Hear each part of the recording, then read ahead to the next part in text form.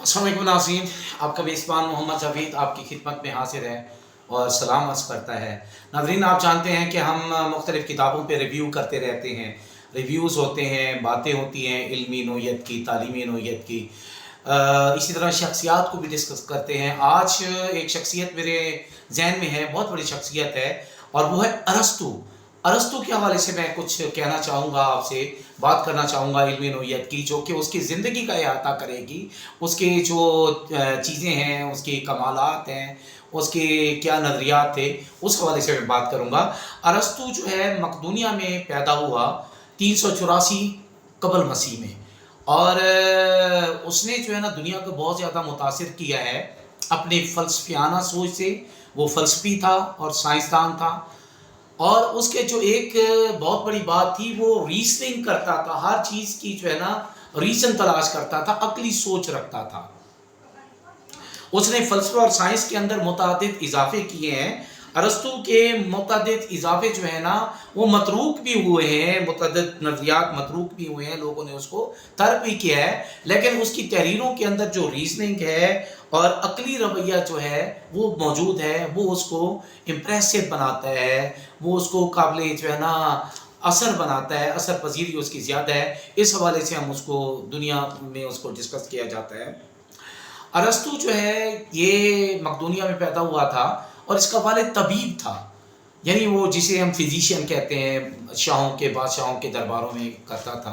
और सिकंदर के बाप फ़िलिप दोम के पास वो था, और उसकी जो है ना मेडिकेशन के हवाले से अरस्तू को हम देखते हैं कि ये 17 साल की उम्र में अफलातून की अकेडमी में चला जाता है एथेंस के अंदर, और वहाँ 20 साल तक रहता है, और उम्र 37 साल के करीब हो जाती है। तो फिर हमें नज़र आता है कि जैसे अफलातून फौत होता है तो ये दोबारा मकदूनिया वापस आ जाता है। मकदूनिया आता है तो फ़िलिप दोम सिकंदर का बाप इसे उसका टीचर या तालीक मुकर्रर कर देता है, और ये कई साल तक उसको एजुकेशन देता है। 13 साल से लेकर 20 साल तक उसकी उम्र होती है।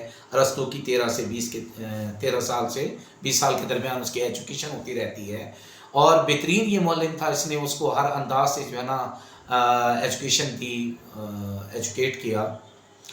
उसके बाद जैसे फ़िलिप दोम कत्ल होता है तो उसके बाद ये उसको बनाता है, बादशाह बनने में मदद देता है, ताजपोशी कराता है उसकी, अपना सिकंदर की। सिकंदर जो डरा हुआ होता है वो कहता है कि 20 साल शख्स की बात फ़ौज कैसे मानेगी। तो ये कहता था अरस्तू, उसको हौसला देता था, कहता था फ़ौज 20 साल शख्स की बात नहीं मानेगी, लेकिन 20 साल बादशाह की बात ज़रूर मानेगी।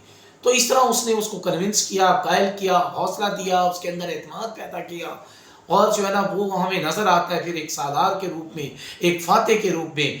फिर वो फतवात के लिए निकल पड़ता है, और इधर से जैसे ही जो है ना उसकी तख्त पोशी होती है तो ये दोबारा एथेंस चला जाता है अरस्तू, और वहाँ जाके लाइसियम के नाम से एक अकेडमी, एक मदरसा बना लेता है, और वहाँ 12 साल तक वो काम करता है। और उसकी बेपनाह इमदाद, माली इमदाद जो है वो सिकंदर उसकी करता रहता है कि ये अपने जो है साइंसी नज़रियात हैं या दूसरी तहकीकात हैं उसके अंदर इसकी मुआवनत होती रहे।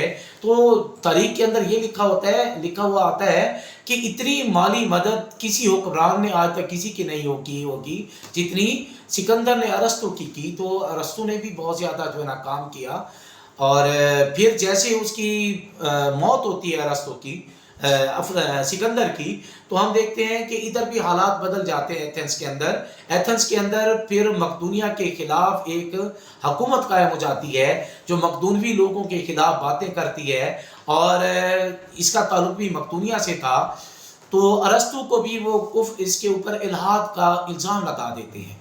तो जैसे ही अरस्तू को ये परसीव करता है वो ख़तरे को कि कहीं दोबारा जैसे 70-75 साल पहले हुआ था, सकरात को ज़हर का प्याला पीना पड़ा था, कहीं मेरे खिलाफ ही वैसा ना हो जाए, तो दोबारा वहाँ से वो फ़रार हो जाता है, और 62 साल की उम्र में इस हालत के अंदर ही जो है ना उसकी डेथ हो जाती है।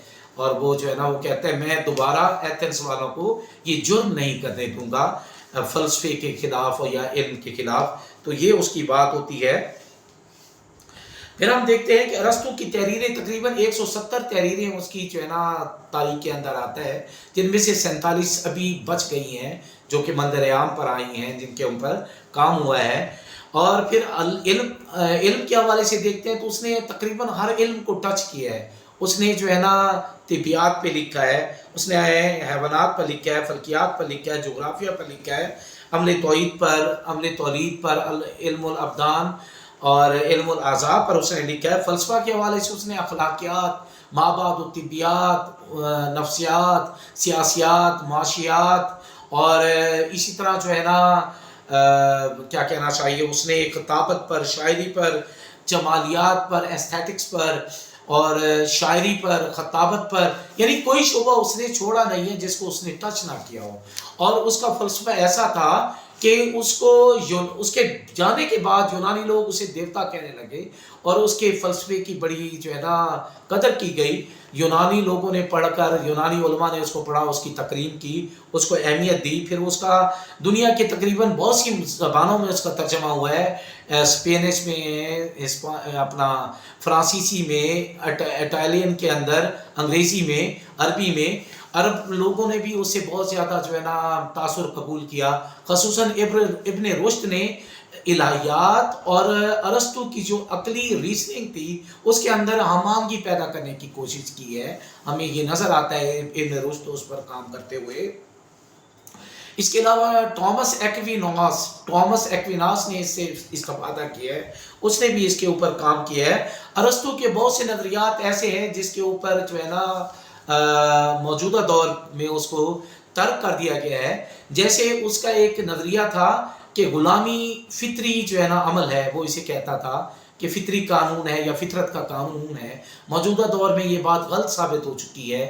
اور اسی طرح ایک بات کرتا تھا وہ کہ عورتیں جو ہوتی ہیں وہ کم تر مخلوق ہیں، یہ بات بھی موجودہ دور میں غلط ثابت ہو چکی ہے۔ اس کے علاوہ چند اس کے نظریات ہیں جو کہ آج جدید دور میں بھی مانے جاتے ہیں، جیسے وہ کہتا ہے کہ غربت جو ہے، غربت انقلاب اور جرم کی ماں ہے۔ غربت جو ہے وہ انقلاب اور جرم کی ماں ہے۔ بالکل صحیح بات ہے کہ غربت کی وجہ سے قوموں کے اندر یا حالات میں انقلابات آتے ہیں اور جرائم بڑھ جاتے ہیں غربت کی وجہ سے۔ دوسری بات وہ کہتا ہے سلطنت جو ہوتی ہے، سلطنت کی یا ملکوں کی تقدیر کا انحصار نوجوانوں کی خواندگی پر ہے۔ یہ بات بھی اس کی بالکل صحیح ہے۔ جناب یہ ارسطو کا تعارف تھا آج۔ ارسطو بہت بڑا نام ہے، اس کا بہت بڑا کردار ہے، اس کے بہت سارے نظریات ہیں، جیسے کیا کہنا چاہیے کہ سوشیالوجی کے حوالے سے،